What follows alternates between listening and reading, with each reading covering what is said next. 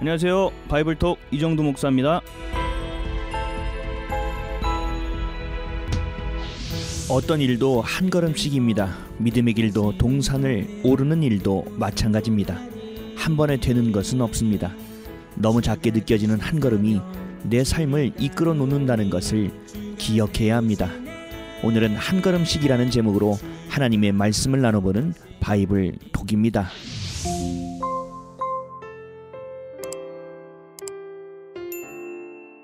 목표를 정해놓고 그 목표를 향해 경주하다 보면 나도 모르게 지칠 때가 있습니다.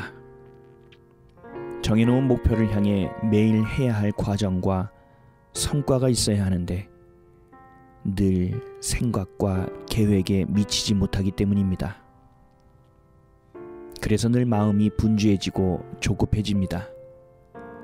분주함과 조급함은 페이스를 잃게 만들어 결국은 지치게 만듭니다. 집 근처에 있는 언덕을 오르는 것과 너무나도 높은 난공불락의 산을 오르는 것은 매한가지입니다. 너무나도 다른 여정과 과정, 결과가 있지만 목표를 향해 나아감의 결에 있어서는 매한가지입니다. 누구나 한 번에 10걸음을 걸을 수 없습니다.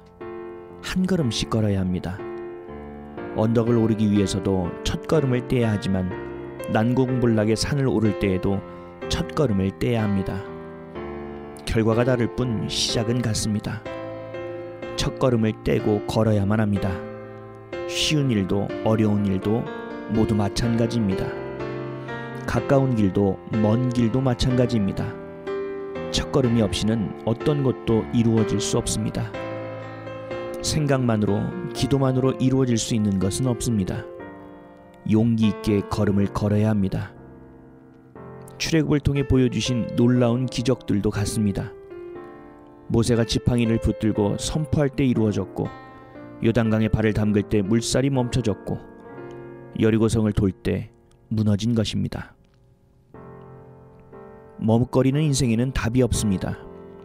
매번 조급함으로 미끄러지는 인생에도 답은 없습니다. 예수님의 구원 사역도 마찬가지였습니다. 치료하실 때마다 그들에게 물으셨고 그 대답과 고백을 믿음으로 여겨주셨습니다. 간절함의 고백이 결국은 믿음을 낳게 되었습니다. 고백이 믿음을 향해 첫걸음을 떼는 것이 되었습니다. 첫걸음을 떼도 그 여정에서 멈춰선다면 이 또한 목표에 도달할 수 없게 합니다. 계속 걸어야 합니다.